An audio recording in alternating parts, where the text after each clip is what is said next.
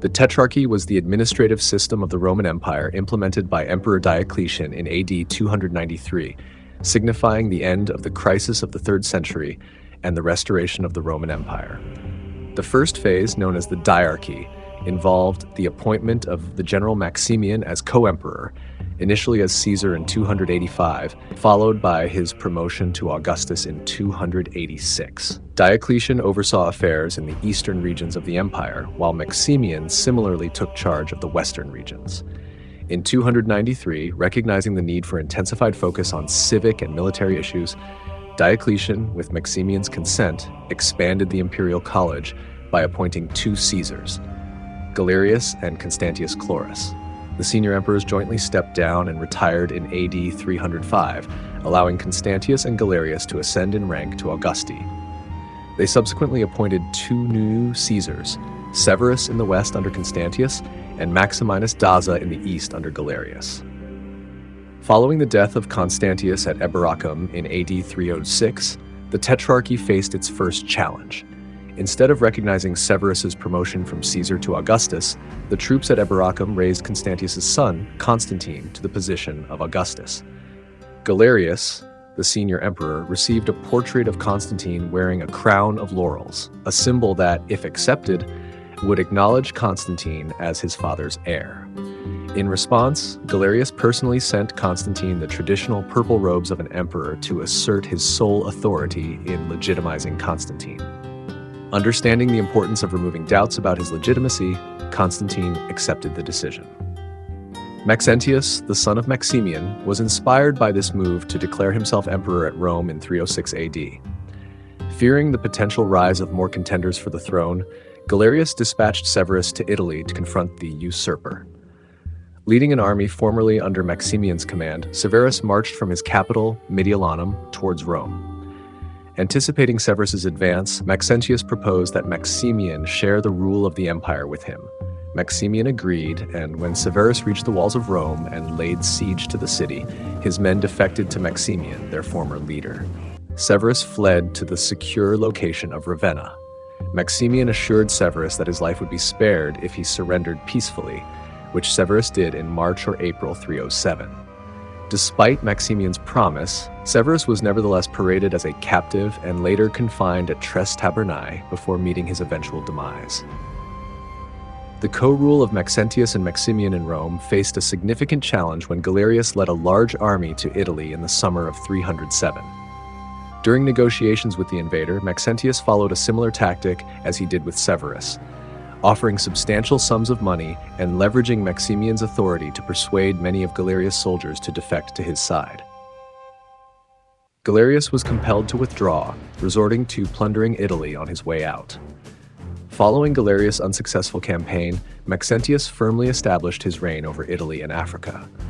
As early as 307, he sought to establish friendly relations with Constantine, and in the summer of that year, Maximian traveled to Gaul, where Constantine married his daughter Fausta and was subsequently appointed Augustus by the senior emperor. However, Constantine attempted to avoid breaking ties with Galerius and refrained from openly supporting Maxentius during the invasion. In 308, likely in April, Maximian's endeavor to overthrow his son in a gathering of soldiers in Rome backfired, as the present troops remained loyal to his son, prompting him to seek refuge with Constantine. During the Conference of Carnuntum in the fall of 308, Maxentius once again failed to secure recognition as the legitimate emperor, and Licinius was appointed Augustus with the task of reclaiming the usurper's territory. In the year 310, Maximian revolted against Constantine, while the emperor was campaigning against the Franks. Having been deployed to Arles with a portion of Constantine's army to defend against Maxentius in southern Gaul, Maximian falsely proclaimed Constantine's death and declared himself emperor. Despite attempting to win over supporters with bribes, most of Constantine's forces remained loyal. Faced with this resistance, Maximian was forced to retreat. Upon learning of the rebellion, Constantine abandoned his campaign and swiftly moved to southern Gaul, where he intercepted Maximian at Massilia. Despite Massilia's better defenses, loyal citizens opened its gates to Constantine, resulting in Maximian's capture. He was reprimanded, stripped of his title for the third and final time, and although granted some leniency, Constantine strongly implied that he should take his own life. In July 310, Maximian took his own life by hanging himself. After the passing of Galerius in AD 311, the Roman world found itself under the rule of 4 emperors. Constantine I, who held power over Gaul, Spain, and Britain; Maxentius, who controlled Africa and Italy; Maximinus Daza, who governed Roman Asia and Egypt; and Licinius, who succeeded Galerius in ruling over Macedonia, Greece, and Illyricum. Maxentius and Maximinus, driven by expansionist aspirations, formed a bellicose alliance against Constantine and Licinius, with a plan for Maxentius to conquer the western provinces of Europe and Maximinus to seize the east. Sensing the looming threat, Constantine sought closer ties with Licinius, securing his overt neutrality and covert support. As the empire gradually split into 2 factions, neither side held a significant geographic advantage, with each pair separated from the other by enemy forces. In the summer of 311, the Eastern emperors came close to conflict as they divided up the domains of Galerius, while the Western rulers actually went to war first in 312. Maxentius, posing as the pious avenger of his father, denied imperial recognition to Constantine, overthrew the statues of his rival in his domains, and declared war on the Gallic emperor in 311.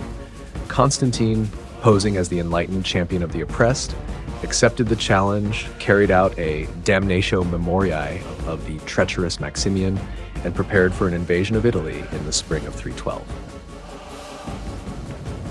Constantine garnered strong support from his subjects and demonstrated prowess as a field commander, despite having significantly fewer military resources than Maxentius.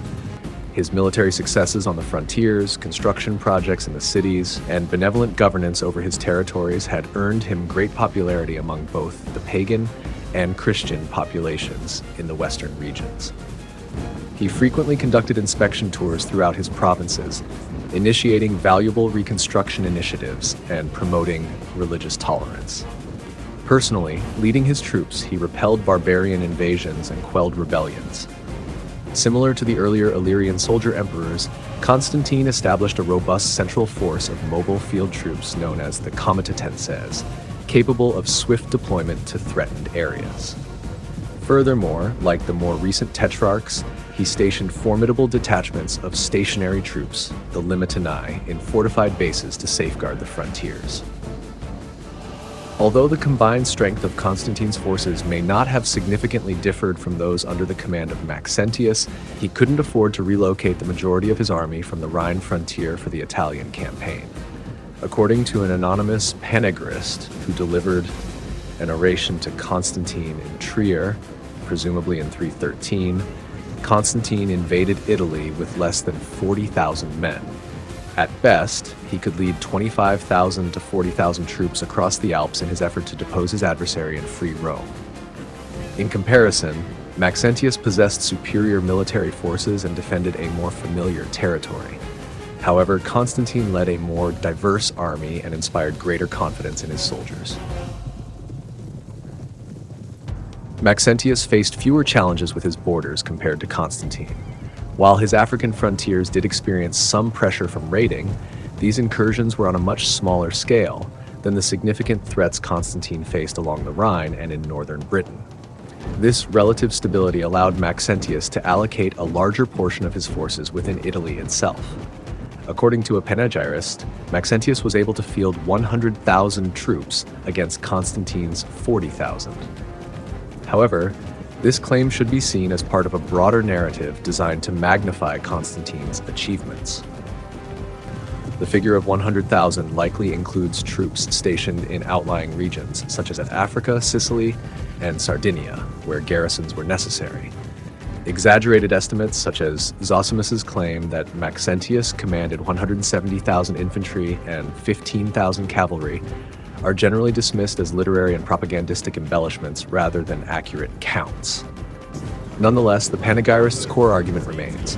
Constantine faced a numerically superior force during his invasion of Italy in 312. Assuming the 100,000 figure for Maxentius's entire army is roughly accurate, a significant number of these troops would have been tied down in garrison duties outside Italy. However, Maxentius still had a substantial force at his disposal within the peninsula. This included the Praetorian Guard, the Imperial Horse Guards, and troops taken from Severus, as well as reinforcements withdrawn from Africa. Estimates suggest that Maxentius could have fielded between 75,000 and 90,000 men to defend against Constantine's invasion. These forces were strategically positioned across northern Italy, with key garrisons in towns like Segusio and Turin in the west, and Verona and Aquileia in the east. Meanwhile, Maxentius remained in Rome, maintaining a strong reserve of his most loyal troops.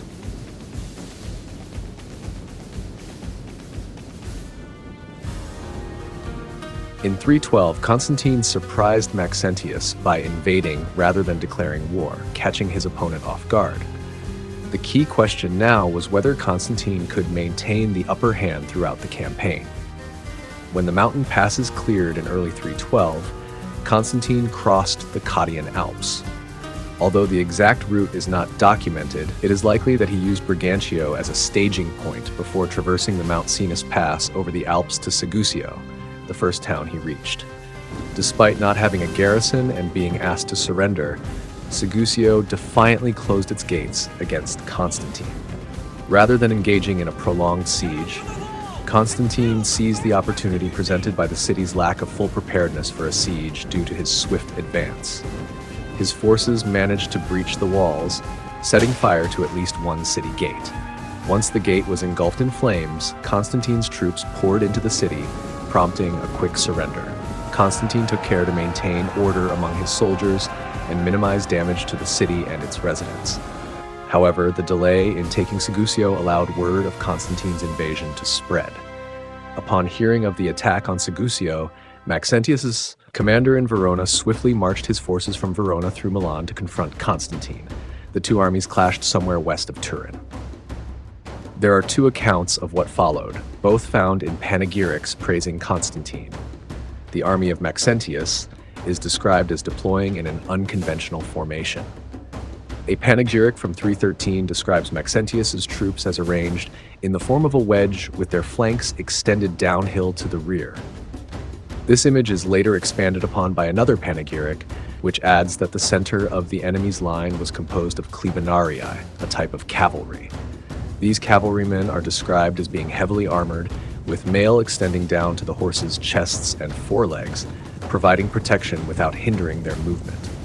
While these cavalrymen are often identified as fully armored cataphracts, the description suggests that the horses may have been armored only on the front, not the rear.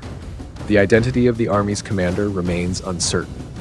However, later records mention that the city of Verona was defended against Constantine by Ruricius Pompeianus, Maxentius's Praetorian prefect, along with other ferocious commanders. It is possible that Pompeianus also commanded the forces at Turin, and this assumption is considered plausible. The mention that the wings of Maxentius's army extended downhill has caused some confusion. Some interpret this as evidence that Constantine may have surprised Pompeianus, leading to an incomplete deployment. However, this seems unlikely, as such a surprise would likely have been highlighted in the panegyrics praising Constantine. A more probable scenario is that Constantine was able to secure the crest of the hill, as mentioned in the panegyric. Pompeianus, recognizing that many of his troops were raw recruits, may have realized that they would struggle against Constantine's seasoned veterans, especially given the enemy's uphill advantage. Therefore, he may have deployed his best troops, the heavy cavalry, in a wedge formation, intending to break through Constantine's center and create chaos within the rest of his army, thus improving his troops' chances of victory.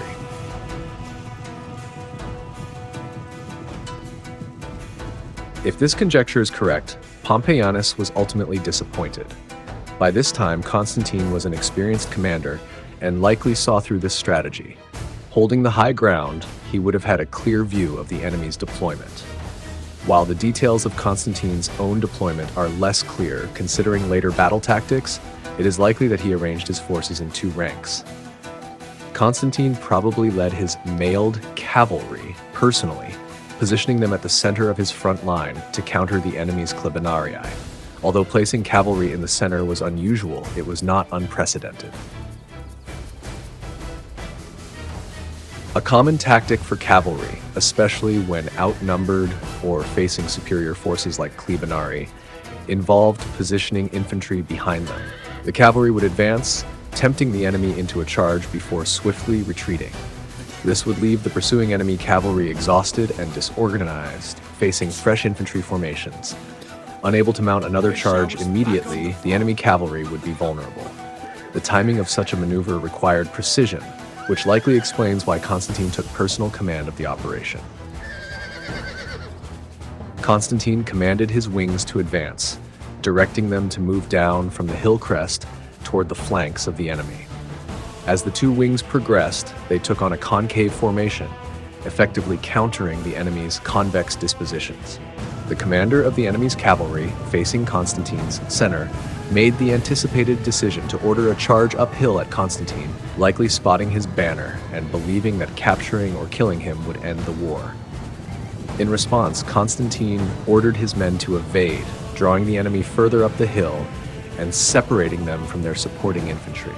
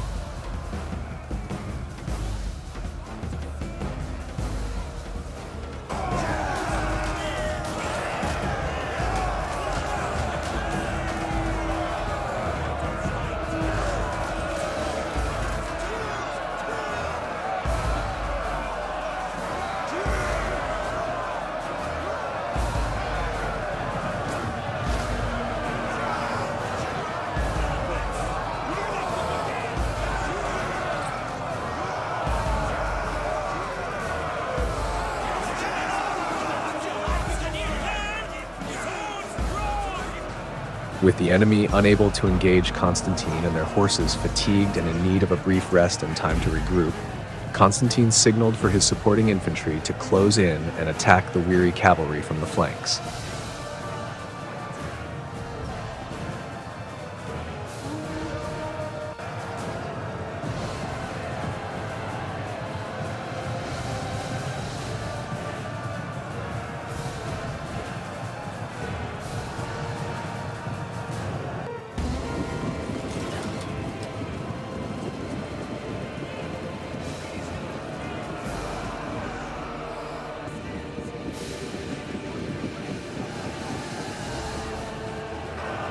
According to Nazarius, the supporting infantry were armed with clubs fitted with heavy iron knobs, which could wear out an invulnerable enemy through repetitive beating.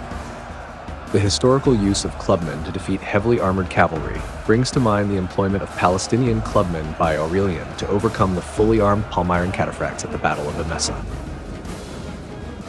While it remains a possibility, it raises the question of whether Constantine was prepared for such a situation, by having clubs with iron knobs available to his troops, as well as whether he had the time to distribute these weapons before the fighting began. It is possible that only a minority of the infantry were equipped with these weapons, and it may be that this report serves as more of a rhetorical device to showcase Constantine's military prowess by linking him to Aurelian, the emperor who successfully reunited the empire.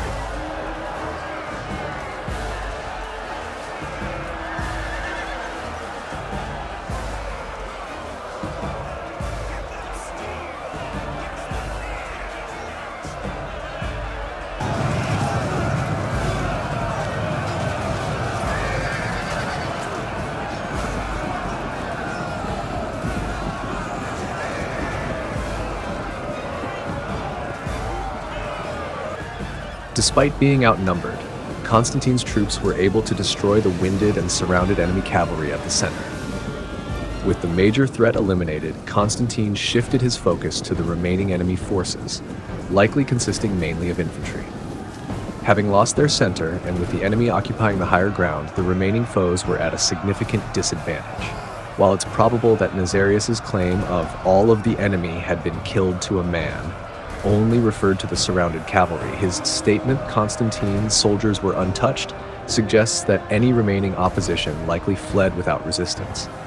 Constantine ordered a pursuit, reportedly reaching the walls of Turin. However, it's possible that the pursuit was less devastating than portrayed, considering a substantial part of Constantine's forces had been engaged in defeating the massed enemy cavalry. Although the image of the enemy's bodies blocking the city gates might have been exaggerated, there likely were enemy casualties at the gates, as the citizens of Turin took the opportunity to close them and deny entry to Maxentius's forces.